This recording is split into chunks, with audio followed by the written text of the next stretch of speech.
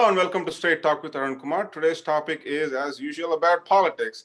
And my guests tonight are two of the long serving mayors in the state of New Jersey, Brian Gallagher and Brian Levine. I'll let you introduce yourselves. Brian, who wants to go first? Go ahead, Brian. Freeholder Levine is the elder statesman on the Freeholder board, so I'll let him go first. Okay. All right, go ahead. I'm Brian Levine. I'm a CPA by profession, and I got my degrees, and my MBA and my bachelor's from good old Rutgers.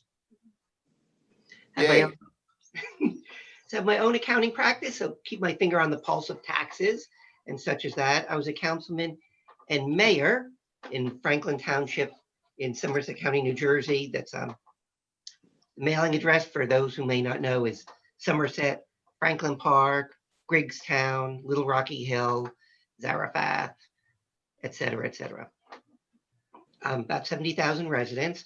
I was elected twice as a councilman representing part of the town, 3 times as the mayor, and now twice as a freeholder, soon to be a county commissioner here in Somerset County. Yep. The things I pushed on big were economic development. I think that's the tax and accounting background, my economics degree, but also human services, open space. I've been really big on open government. When I was mayor, I brought cameras into the council chambers, which Brian Gallagher and I pushed for in our in the freeholder meetings, because we like to be open and transparent. And that's kind of it in a nutshell. Yep, sure. Thank you. Mr. Gallagher? Sure. I first of all, thank you for allowing us to come on and be a part of your show. And I always find it nice that you're looking for the human side of us. You know, a lot of times people go right into politics, and they forget that there's actually a human side to elected officials. So Brian Gallagher, I'm running for Somerset County, re-election for Somerset County Freeholder. I'm 56 years old. I was born and raised in Elizabeth, New Jersey. My grandparents were immigrants from Ireland. My wife was raised in Montgomery Township. Her mother was a teacher in the Montgomery Township schools for 30 years. My wife and I married in 1991, and we have 5 children, 25, 24, 23, 21, and 15. And they're the light of my life. I owned my own business for 25 years, an advertising agency, and now I work for the state of New Jersey. I first ran for office in 1999, and I lost horribly, absolutely horribly. And I ran again, and I won. So I became a councilman in 2001, and in 2003, the mayor was not running for re-election. So I said, I'm going to give it a shot. Gave it a shot, and I won. I won by 3 votes. Wow. So it proves that every single vote counts. So I served. Other than that. No, it was very, very close, very tight.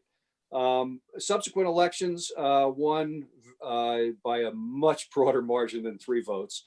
And I served from 2004 to 2018 as mayor of Somerville. And if folks know Somerville, when I became mayor in 2004, it was a failing downtown. There was a lot of crime. It just wasn't an up and coming municipality.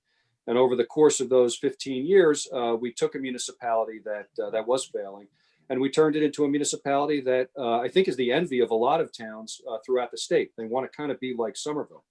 So in 2018, I decided, in 2017, I ran for freeholder, and I was elected. And so now I am looking to continue that, to be reelected, and to ensure that we keep a Republican and a more fiscally conservative approach on the board, which has led to great success for Somerset County. Great. Hey, great introduction. Great introduction. So let me ask you a question, because not many people know freeholders. Is freeholder a person from Freehold, New Jersey? Yeah. I guess that could be it. Like an Edisonian is someone from Edison, so I'll give you that. But It's also the county government. We're the only one in the country to call it that. And soon, I think the legislature's passed to call it a county commissioner, which is what it's called in most of the states. So it's like the mayor and council for a county instead of municipality. Right. Go ahead, Gallagher. as Freeholder Levine said, that yeah, it is. We're the only ones in the country that uses the term freeholder. And honestly, if you ask 99.9% of the people on the street what is a freeholder, they have no idea. They don't. And yeah, and that's why I joked about it. yeah, and Freeholder Levine actually he says it's it's a great description. We're the mayor and council for the county. It's a great description on what we do. We just manage county government. Yeah, it's pretty powerful. I mean, more powerful than many people can imagine, actually. Probably once the bill gets passed, once we change it to commissioner, probably that would sound more normal to people because they're not really used to that. But let me ask you a question. I'm going to address you using your last names because both are Brian's. Sure. So, We've been called worse. Yeah. No, I'll stick to first names. So let's start with you, Mr. Gallagher. So what are some of the primary responsibilities or roles and responsibilities of a freeholder? And to Mr. Levine, I'm going to ask you, what are some departments which come under, or branches which come under a freeholder? So yeah, please go ahead. Yeah, so our responsibilities are very broad. The first one that comes to mind is health and safety. Obviously, with COVID and the pandemic, health and safety becomes paramount. And I happen to be the liaison to health and safety. So it's not only during pandemics, but whether you have fires, you have floods, we have 911, we have all the associated elements behind health and safety. Our health department, and our job is to ensure the safety, because that's really government's primary role and primary responsibility, is the safety of health and safety of our citizens. That's number one. We have other areas that we are in as well. Obviously, we have open space, recreation, social services to help care for those that don't have the capacity to care for themselves, and across the board, public works. We take care of the county roads. All the bridges in the county fall under the responsibility of county government. So our responsibilities are very broad, and I don't think people really understand the breadth and depth of what we do. And you guys have a huge budget too, right? If I'm not wrong, Somerset County had about $230 to $240 million budget, right? Nearly a $250 million. Quarter million. Allocate. Yeah, that's right. Yeah, Mr. Levine, go ahead. What are some branches or departments which come under a freeholder's purview? Some of our funding that we do, just for example, don't actually report directly to us, but we're responsible for their money, such as the prosecutor and all that he or she would do, the detectives, the prosecution, the sheriff's office running the local jail, those kinds of things that we do take more direct responsibility in. The state and the federal government have a lot of grants. Okay. So we're allocating money to nonprofits to do the work that we should for our residents, veterans, seniors, those who are less privileged and certainly need that. Then, as Freeholder Gallagher said, the roads, the engineering, and all things that you never think of. Like we have a department of weights and measures. Why would you have that? When you go fill up your gas at the gas tank, or the supermarket weighs you out a pound of salami, we go check to make sure it's calibrated right. So you're getting an honest shake on the whole thing also. Human services are a big piece. We handle a lot of that. And all things like all the recycling that's picked up is us. A lot of the health services throughout the county are us. If you've liked walking in the park or playing miniature golf or taking your kids to the playground or visiting some of our spray parks, that's us. We're funding it. And with an eye towards one of the very few actually in the country to have a AAA bond rating because of what the Freeholders done for the last, frankly, our predecessors for 40 years. They've been responsible, but being responsible with money is not just, I'm not going to spend. It's, I'm going to spend it wisely and prudently. And I'm going to get to AAA bonding in a minute. Okay. That reminds me, whenever I go to pump my gas, well, we can't, we don't do that in New Jersey. that we can't have jurisdiction to. Well, yeah, except New Jersey and Oregon, right? Any other state, when you go to pump your gas, you can actually see that seal on the pump. It says Department of Weights and Measures. Am I right? Yes. I see that. Yeah, I see that. So yeah, that's interesting. So Yeah, a couple of the other areas that people don't realize that the county freeholders have responsibility for is also our libraries. We have libraries throughout the county, and our library system over the course of the last 10 years or so really has flourished and has become. They've been recognized nationally for their services. We also have the Cultural and Heritage Commission. So, you know, we help to preserve the history and culture of Somerset County. So these are those more intrinsic things that lead to people to say, you know, I really like being here in Somerset County. yeah, talking about different components, right? We spoke about how you guys take care of the bridges and roads and things of that nature. Coming to a budget, what is there a fixed percentage of budget allocated to each of these components, or can that vary year by year, or what actually goes into considering the proportions assigned to each of these?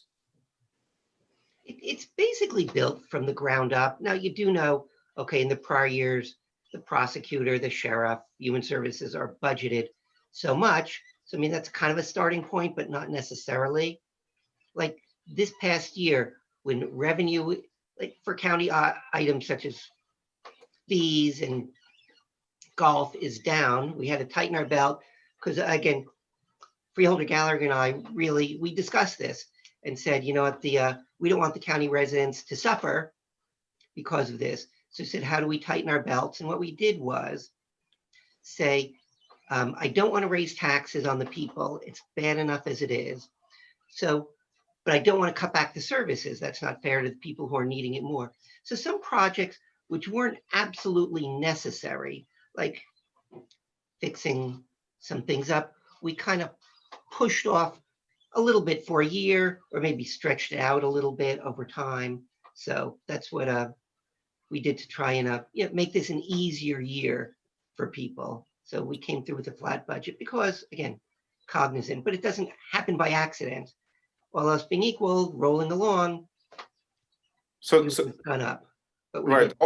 Right. Also, there's no specific formula, right? It's not like 60% is this, 20%. There's no fixed formula. It just goes on. It goes by the needs of the county. Is that right? Well, you will have certain fixed expenses that you're going, like debt service, healthcare, salaries and wages, you know, with some plus or minuses in salaries and wages. So you do have some fixed expenses, but the programmatic and service end of it, we do have some flexibility in trying to determine how and where those funds become appropriated. And different counties allocate in different ways depending on their priorities.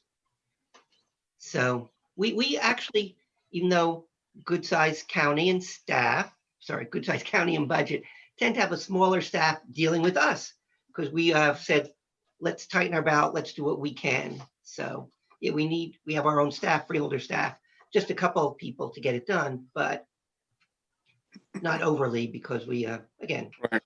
always think it's not my money, so I gotta allocate it as I can. Right. So I know one of you, I think it's Mr. Levine, right? You mentioned about the AAA bond rating. Could you expand a little bit on what it is? And I'll also let Mr. Gallagher comment on that. If you let us know what a AAA bond rating is. Yeah, it's the rating agencies like Standard and Poor's. I think they do it, right?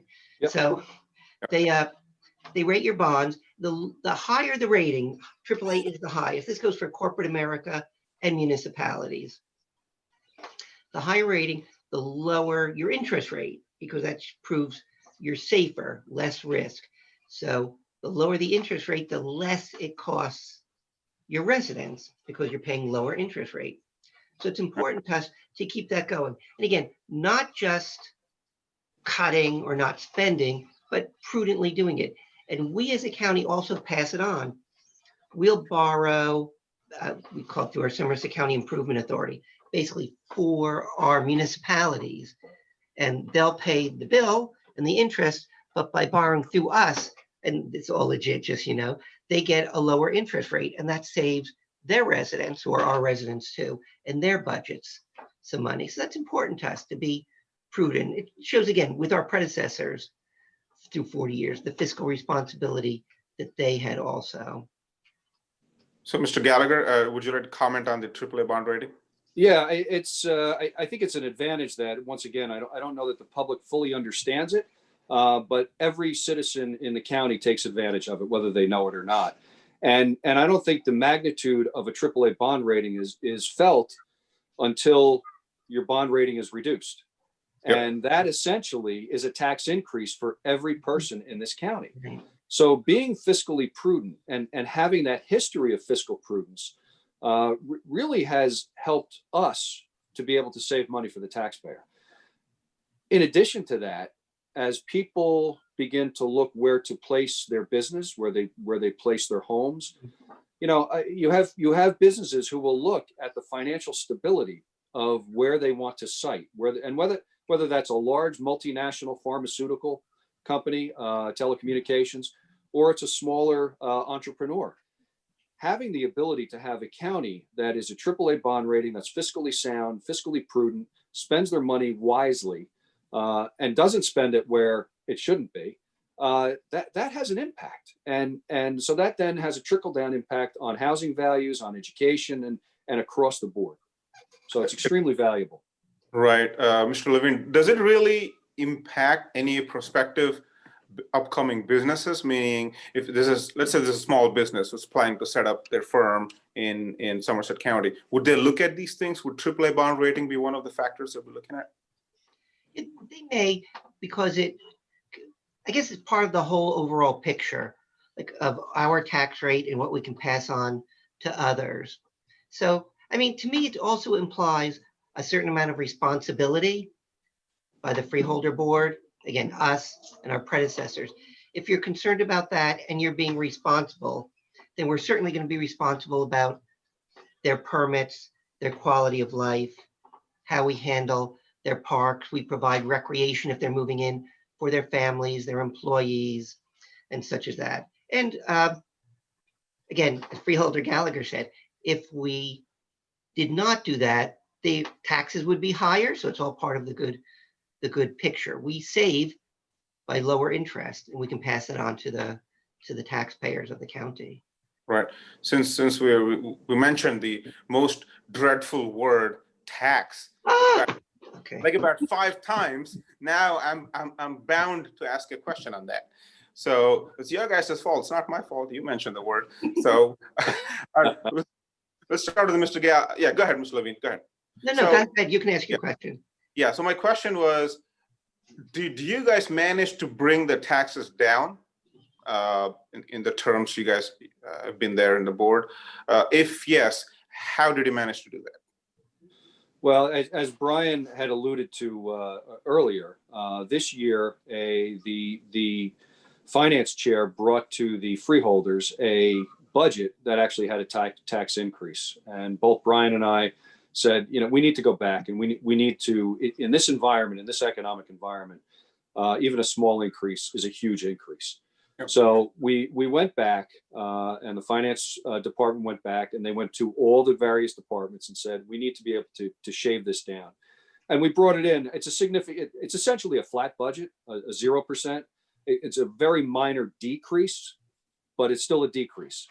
And we did that, as Brian said, by deferring some projects that we were going to do this year, deferring some capital expenses that we were going to handle this year.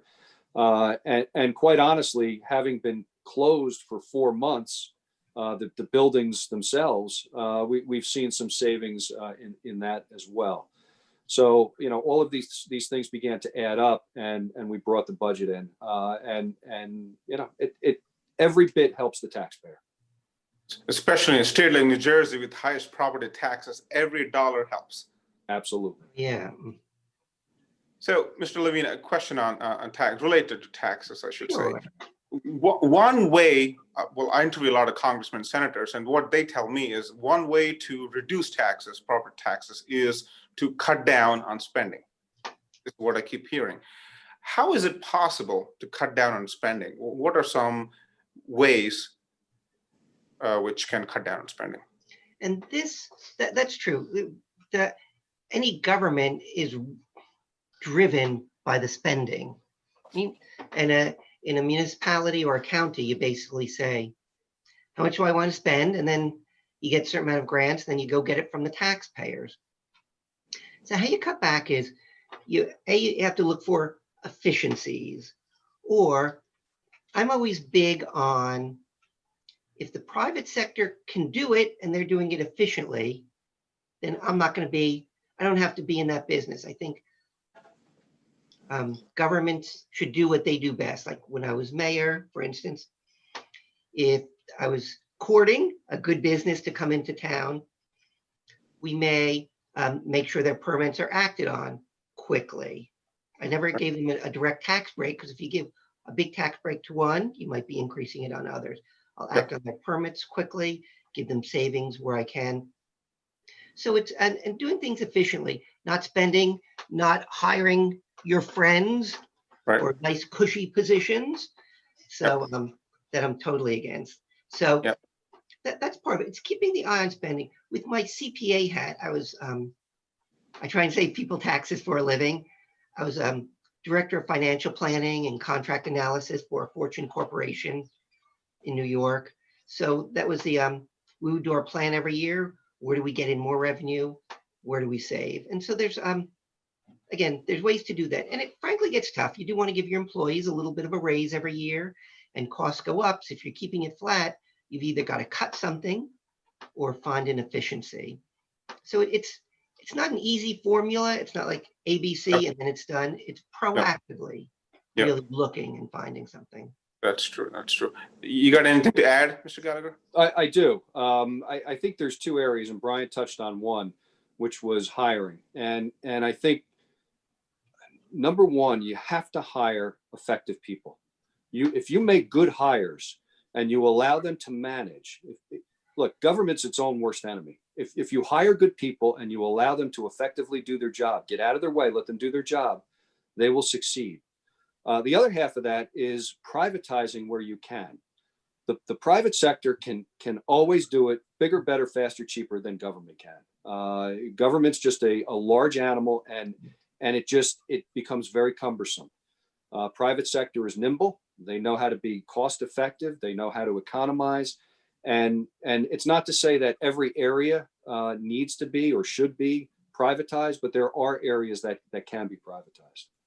Right. Before we get into politics, I heard there's a lot of open space in Somerset County. So I'm going to ask you both of you the same question. Let's start with Mr. Gallagher. So what are your plans, meaning what are the county board's plans to utilize that space? So let's take a step back. Years ago, the freeholders put out a referendum to establish an open space tax. Mm-hmm. And that passed. Overwhelmingly, it passed.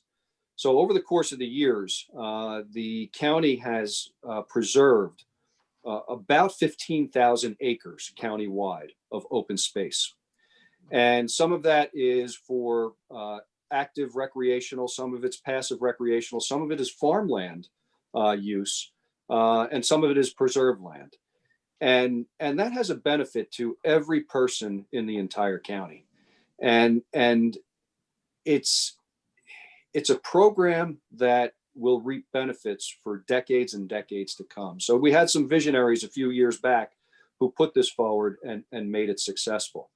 Over the years, the Open Space Committee and the freeholders ultimately have opened that up, because open space for municipalities that are more built out, like a Somerville, like a Raritan, a Bound Brook, their open space is very different than, let's say, a Branchburg or up north.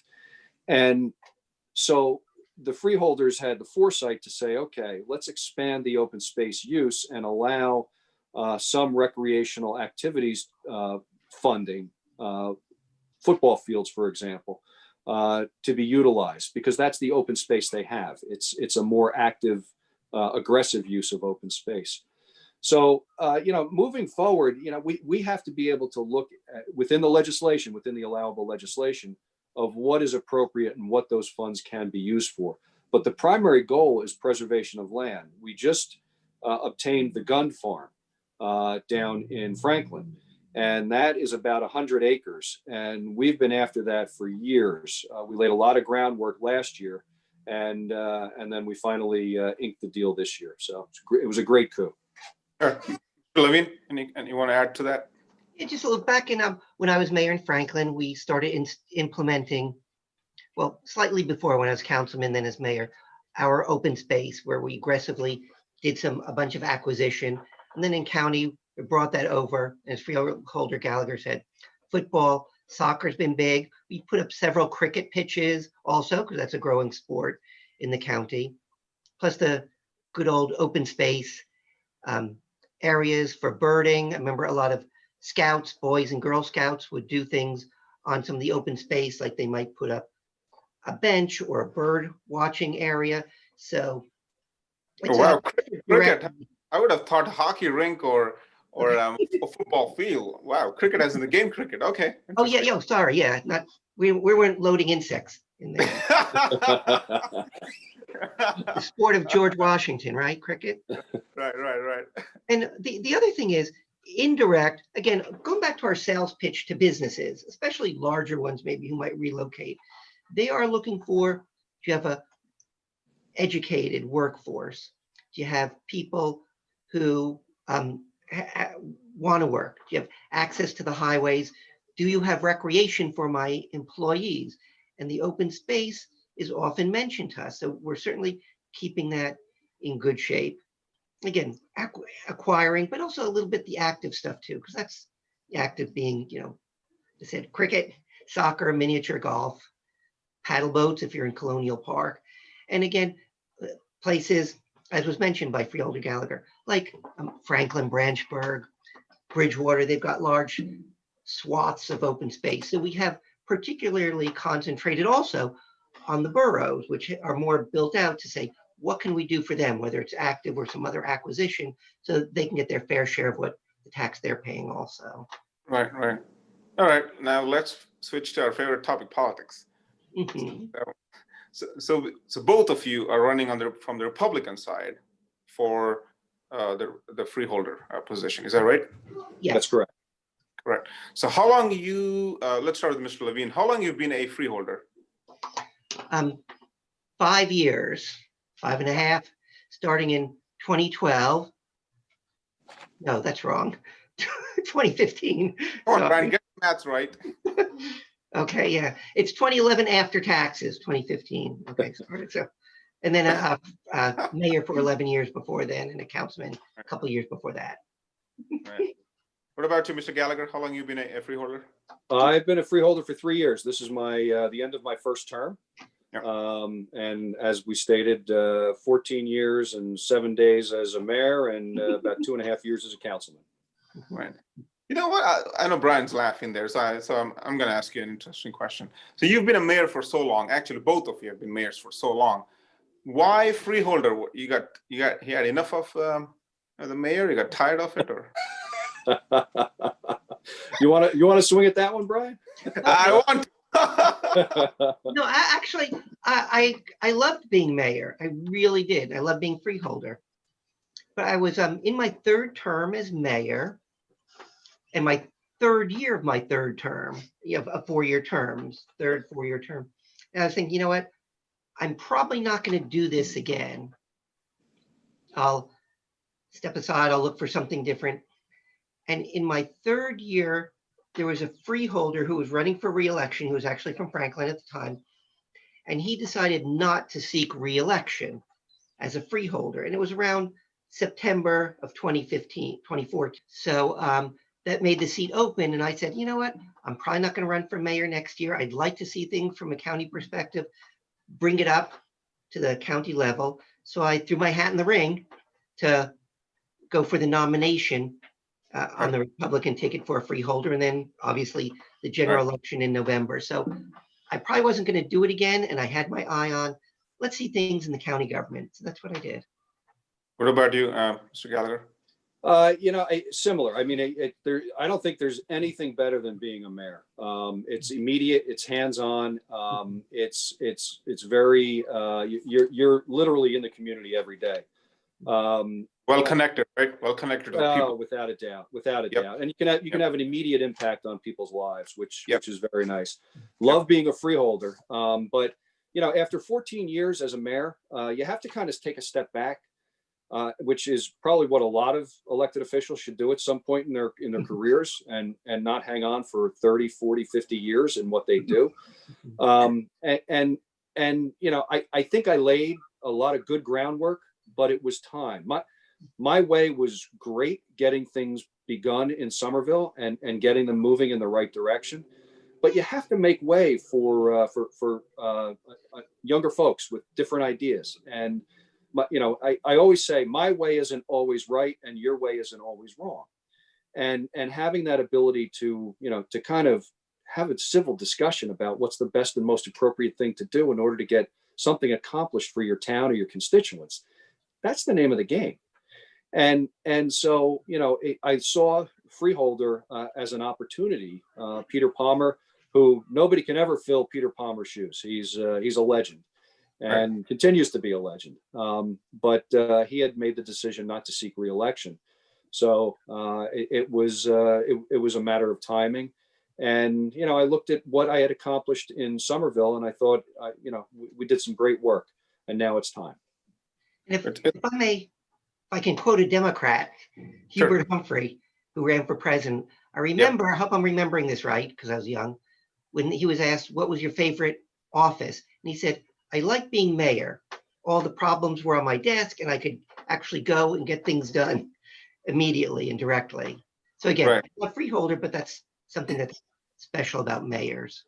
And I agree with Brian. I think that's something that both Brian and I bring to the table that a lot of other elected officials don't have. And that's that connection to the public, that we listen not to respond to people, but we listen to understand their positions. Yep. Because, as you said, we're hands-on. We're right in the mix with folks. And I think that's something different that the Bryans bring to the table. We're long-serving mayors in democratically controlled towns, long-serving Republican mayors in democratically controlled towns. So that says something, I think, about our policies, our manners, our approach to people, and then to government. Well, if I can also, may I interject? Yeah, sure. Go ahead. Okay, thanks. Brian Gallagher and myself, he from Somerville, myself from Franklin, which are very diverse communities. Both of us have areas of our municipalities that are lower socioeconomic. We've got multi-million-dollar homes. We've got businesses, large middle class, and I love the breadth of it all, and to see people and speak to people, try and bring up the people who might need a little bit more, give the businesses a little bit, but that diversity of everything from ethnicity to socioeconomics, and to learn from people. That's my selfish thing. I love learning from them, but also, and then to maybe help them out a little bit too. I think we both bring that to the table, and we both love that aspect of it from the council mayor position, but certainly as freeholder, those demographics are in our entire county. If you don't mind me speaking for you, Brian. You're right on. Sure. I was going to say, regardless of your party affiliation, I think as a resident, I'm really proud of you guys, because being a mayor or in any of those positions for over a decade or decade and a half, that's not an easy task. That speaks volumes about what you guys accomplished, because people trust you, people believe in you. That's what it shows. Especially, I think the feather in the cap is, especially when you are living in a congressionally or even otherwise dominated Democrat districts. That's a huge achievement, guys. Really proud of you guys. Thank you. Each of us was out-registered party-wise, about 2-1. And I guess, hopefully we resonated, because people came and pulled our levers. Yeah, on that note, and coming back to politics, on that note, in the total, there's 5, right? There's 5 freeholders. Yes. Correct? Yes. So there's been a bit of a back and forth going on in terms of majority, right? There were 2 Republicans, and then the 3 Democrats, and then the 3 Democrats, 2 Republicans, something like that, right? What's going on there? I mean, why is there flip-flop there? Well, if you go back in history, I think it was for the last, is it 40 years, Brian? Something like that, yeah. Somerset County has been controlled by Republicans. It's been a 5-0 Republican freeholder board. Yes. Up until 2 years ago. And it's, so if you take a look at what has been accomplished under those 40 years, it was very interesting that the Freeholder director, who's a Democrat, in her inaugural speech back in January, spoke of all of the great things that Chanel, Somerset County is known for. Chanel, right? Yes. And I sat there and I'm listening, and Brian was listening too. And we looked at it and we go, you know what? She's right. But all of those initiatives, all of those successes, all of why we've chosen to live and make Somerset County our lives was due to good fiscal government policy over the last 40 years.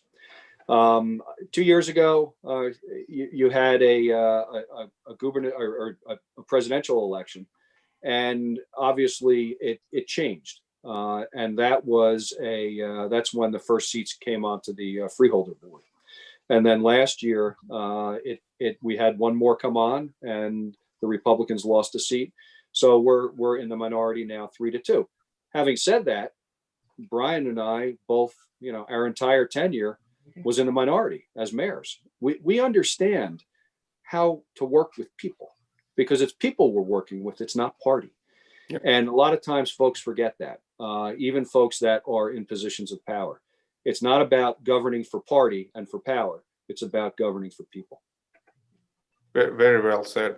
So you have anything to comment, Mr. Levine? Yeah, Brian said it very eloquently. And it's yes, we run on the Republican ticket, but number one is really the people and what you're doing and who you're caring for and how you're doing it. And it's looking at people, all equally. And I keep using fiscal, but with an eye towards fiscal responsibility, because that goes a long way also. Right. So I understand.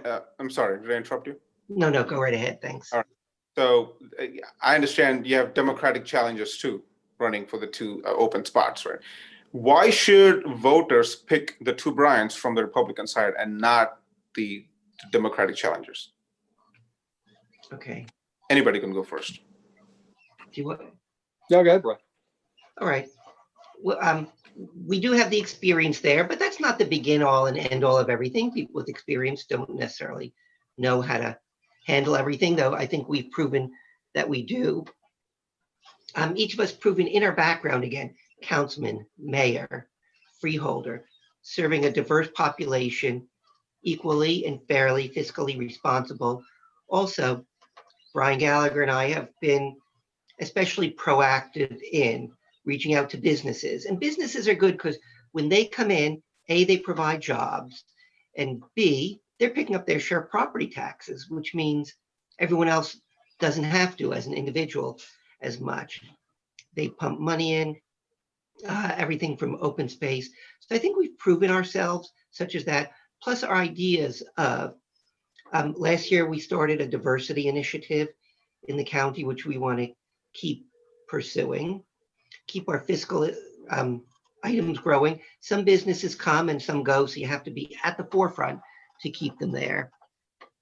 And as I was saying, having our hand on the pulse of people. It's not, don't vote for me just because of party, vote for me for a little bit from what I have done, and Brian Gallagher too, but for what we want to do in the future. And that's implement our plans of expanding what we do at the county, keeping our quality of life, which is so important to people. We have to do that. And in an honest way, we've never had issues or problems in that way, looking for the people. And again, integrity really does matter. And I like to think both of us are examples of standing there like that. Perfect. Same question to you, Mr. Gallagher. Why should they pick you? Yeah, it's and I agree with everything that Freeholder Levine said. And Freeholder Levine and I, we love Somerset County. And I think, if you take a step back, and I come originally from Elizabeth, very different than Somerset County. I moved here for a reason, and as many others do, and other families stay here for a reason. Businesses come here for a reason. And those reasons are many, you know, whether it's the availability of jobs, whether it's the homes. We have this diverse level of homes, from starter homes to from farmland to Fortune 500. That's used by the library, and it's a great line. We have everything in between. So, you know, I look at this and I say, okay, Brian's been a freeholder for 2 terms. I've been a freeholder for 1 term. And if you take a look at the accomplishments that we've had in just that short tenure, they're many, and I'll go into those in a second. But then you also have to take a step back and look at what has been built over the course of our tenures within our municipalities. And I think that's critical. So when somebody is knocking on your door and saying, would you vote for me? Because I want to do A, B, and C. I would look at it with a critical eye and say, okay, what have you done? What have you accomplished in your community that would inspire me to believe in your capability to serve as my freeholder? So, you know, I take a step back and I look at it and I go, I took Somerville, which was a failing town. It was a failing town. And in 15 years, we brought it to a town of absolute success. We managed to do that both with private investment and very strategic public investment, having the understanding of when to invest some public seed money, but then government get out of the way. Private sector goes where it will earn a return, because they're supposed to earn a return. And we have done that in Somerville. We have redevelopment areas, and we brought to the table private development to stabilize the homeowners' tax base. That was the whole push behind redevelopment, and it's having that effect. They're now having the ability to provide additional services that they otherwise might not, because there's added revenue coming in. That's the goal. If you take a look at what's gone on and take a step back, we did that through proper planning. So the past 2 years, I was on the planning board liaison for the county. So we did a few things. First ever, parks, recreation, open space, historic preservation, and farmland preservation master plan combined. So they're synonymous with each other. They can stand alone or they can work together. And it's the first one in the entire nation that is doing it this way. We need to ensure that as we came here for a reason, we inspire others to come here for a reason. And we have to do that by creating a place that nobody else has. We need services. We need facilities. We have greenways, open space, libraries. These are the things that people want their families to enjoy. And that's our job, is to bring that. And both Freeholder Levine and I have done that in our municipalities. And now we have brought that to the county as well. So we can help do that in all municipalities in Somerset County. Right. One other thing for Freeholder Gallagher and I, we certainly have a big heart on public safety also. As mayors, we strongly funded and educated and trained our police departments, because that's extremely important. On the county level, the prosecutor, his detectives, what we do there, and then it goes to firefighters and emergency service workers. We still offer training in schools for residents from all municipalities who want to be firefighters and first aid workers. So public safety is extremely important to both of us. And just the other week, Freeholder Gallagher and I, with some other colleagues, were discussing our 911 center, which we offer, and we want to continue on offer to more and more municipalities. There's one central place. It's expanding it so we could do more. And if you ever saw it, it's amazingly high tech. We're at the forefront where if people can call in, we can dispatch, and again, public safety is really number one. All right. Before we end the show, any closing comments, Mr. Gallagher? Well, obviously a big thank you for allowing us to come in. But, you know, I said it before, Freeholder Levine and I, I think we're your atypical public servants. We're a little bit different, I think, than others. We listen to people. We're not listening to sound bites of what the politically right thing to do is. We listen to people, and we try to vet through all of the chatter, and we try to make the best decisions that we can. It's not an easy task sometimes, but you know, I think we're seasoned veterans at this point. We both, I got a little more gray hair than he does, but you know, it's. I'm a hairstylist, maybe. Okay. But we're, you know, our goal is to continue to make Somerset County that place that people want to be, whether that's the big business, whether that's the mom and pop or the entrepreneur, whether it's a couple, a single, or a family that wants to come in. We're your county. This is a county like no other. We have the best in planning, as noted by state planning officials. We have one of the best library systems in the country. We have an open space program that's aggressive and continues to be aggressive. We have an engineering department, which is phenomenal. They are constantly out there fixing our roads and bridges. Our health and safety is number one. We have an epidemiologist at the head of our health department during an epidemic or a pandemic. How many other counties can boast that? Somerset County. Our job is to hire good people in government, establish good policies for them to continue, and get out of their way, allow them to do that job. And our job is to go out to the public and ensure that we're meeting the expectations and demands that they have from a service level and a taxpayer level. Mr. Levine, any closing comments? Yeah, it's and frankly, Freeholder Brian Gallagher and I, we work very well together. I would ask you to vote for him, and then you can vote for a second one if you have time. Vote for me too. Then. Yeah. Just vote for the Bryans. Yeah, it says Brian, pull the lever.